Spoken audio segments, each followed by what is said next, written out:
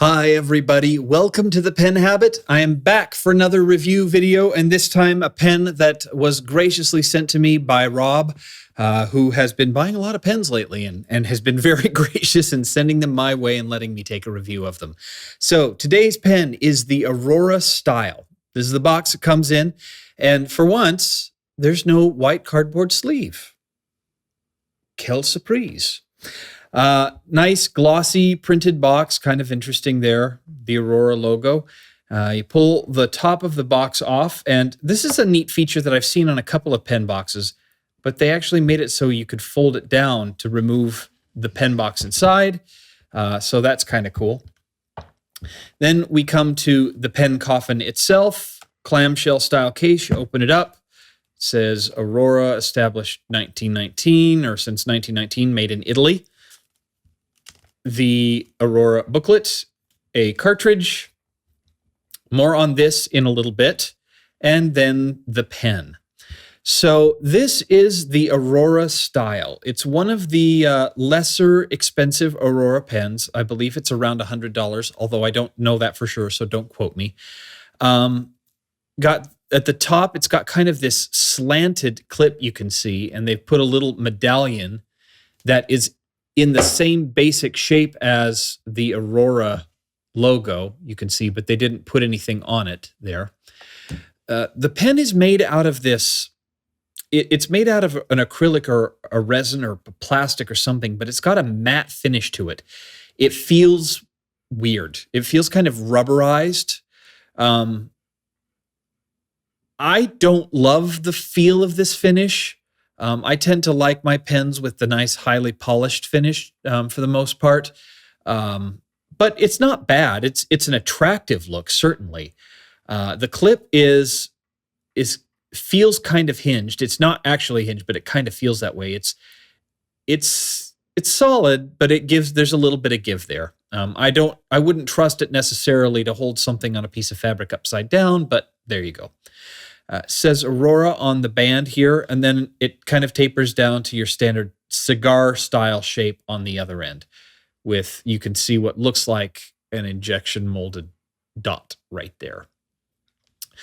One of the interesting things about this pen is that the cap, it clicks into place, but it rotates freely. It feels loose. It almost feels like, I don't know if you've ever had one of those pen experiences where you start to unscrew the pen, not realizing it's a clip-on cap, and you're in the process unscrewing the section. It feels exactly like that, but you're not unscrewing the section. It just feels really loose. Now, because of that, I don't know how airtight the seal is between the cap and the barrel. It could be just totally airtight and it was designed to do this, or it could be that this is a little sloppy. I don't know enough about the pen to be able to make that call. I will say that I haven't had any problems with the pen drying out, so I suspect it was probably designed to do that. It just feels a little slack for me. Pop the top off, and you have a plastic section here, another little gold nib. And this pen is, or gold ring, sorry. This pen is, in fact, a cartridge converter pen. Now, a couple of things to note about this. I couldn't find documentation of this in many places. I finally found it somewhere, but they don't make it really clear. Aurora pens use Parker converters and cartridges. So you'll need to get a Parker converter. It doesn't come with a converter. It only comes with the one cartridge, which I mentioned earlier. It's shaped differently than Parker's converters. You'll see that it's got this kind of tapered shape to the converter, but the opening itself is the same as the Parker. Fortunately, I had a Parker converter here, so that's what I went ahead and used instead of piercing the converter or the cartridge, since this isn't my pen. But just know that if you don't have a Parker converter sitting at home and you want to use bottled ink, you're going to need to get a Parker a converter separately from the pen. And those generally run, like on Goulet pens, they run $10, I think. You may be able to find them cheaper elsewhere, but I haven't looked. Really quickly, the nib, it's kind of a plain, relatively small gold nib. It says Aurora and then B for broad. It's very plainly decorated. I actually believe that this nib is steel, not gold, but it's gold plated. But check down below me here. I'll put the correct information when I'm editing the video because I can't remember off the top of my head. It doesn't say 14 karat gold or anything like that on the nib, so I don't remember off the top of my head, but I think it's steel. All right, so the pen. I mean, the design is interesting. It's not quite like anything else I've seen out on the market right now. It doesn't really speak to me. There's nothing wrong with it per se. It doesn't, scream this is ugly or this is really unattractive. It's not for me. Now I've really wanted to try some Aurora pens for a while because I've heard their nibs are pretty spectacular.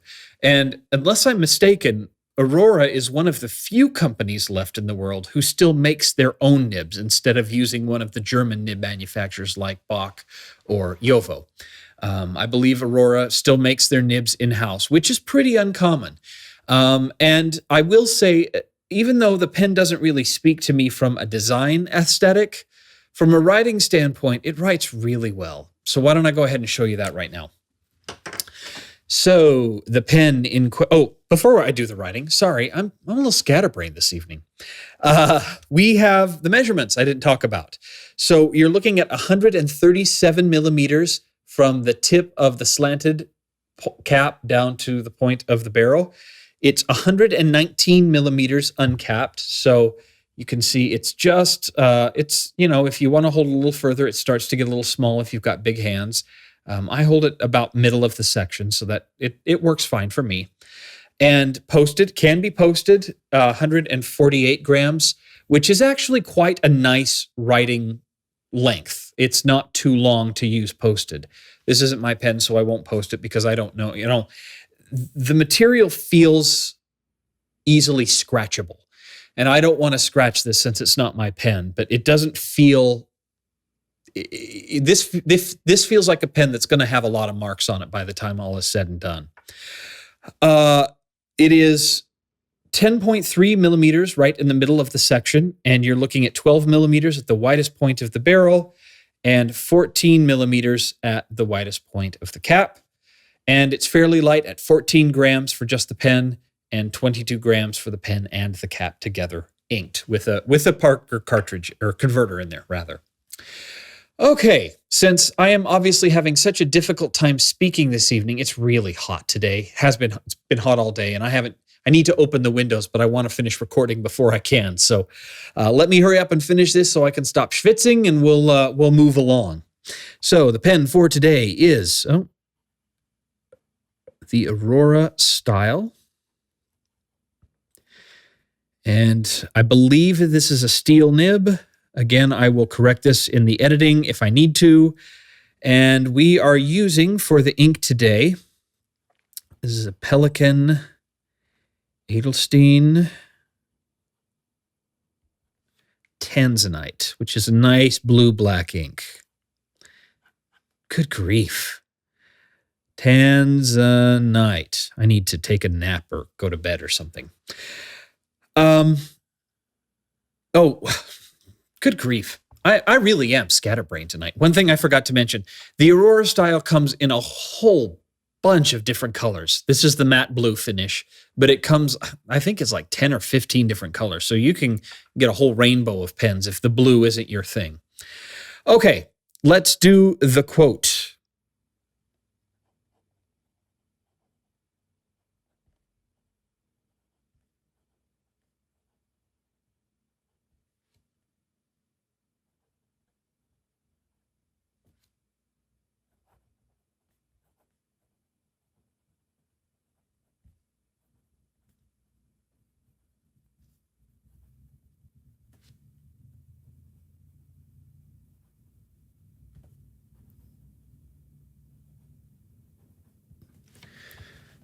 All right.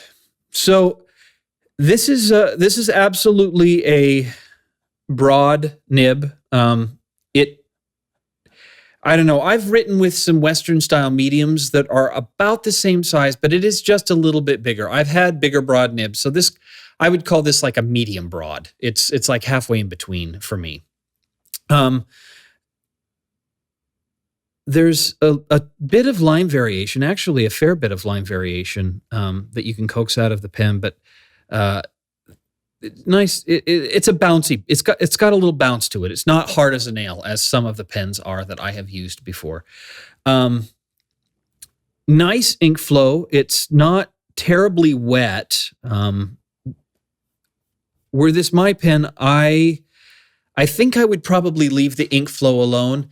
The Edelstein inks do tend to run a little drier than other inks, so if I wanted a nib where the ink was going to dry fairly quickly or where it wasn't going to be overly wet, this would be a good combo, I think. It's very smooth, nice and smooth right out of the box, no adjustment to it at all, which I hope is related to the fact that Aurora is doing their own nibs in-house, because it really does. It feels like they actually, unlike almost every other Italian pen manufacturer, including a couple who I really like, it feels like they put the time into making sure their nibs were perfect right out of the box, which I really appreciate, because there's nothing I hate more than getting a $600 or $700 pen and having to spend 30 minutes adjusting the nib. I can do it. I do it on almost all of my pens anyway, so I've come to understand that that is just the way it is when you're using fountain pens. I just wish it weren't that way. Unfortunately, there are so many variations in how people write and how they hold their pens that it's impossible to adjust a nib for everybody.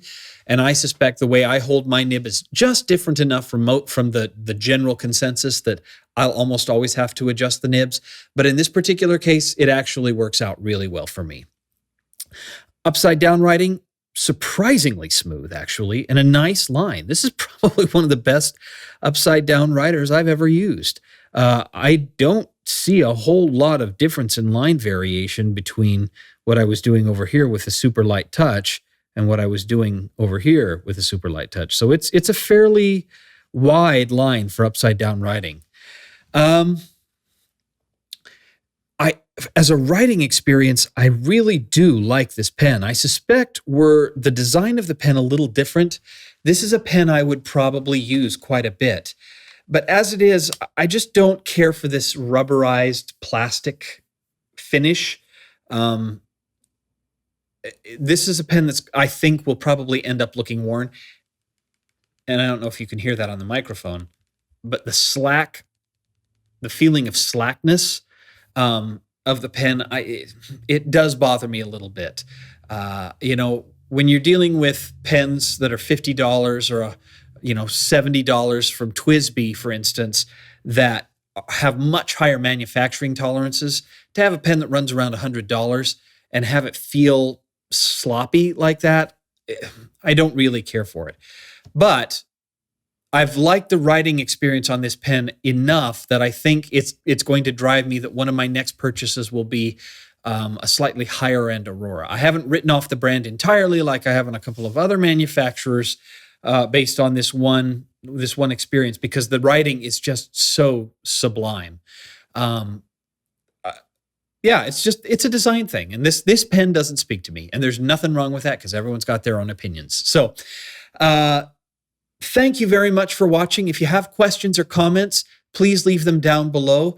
I hopefully will not be so hot in my next review, and it will not be so late in the evening, so I will be a little bit more coherent than I was in this review.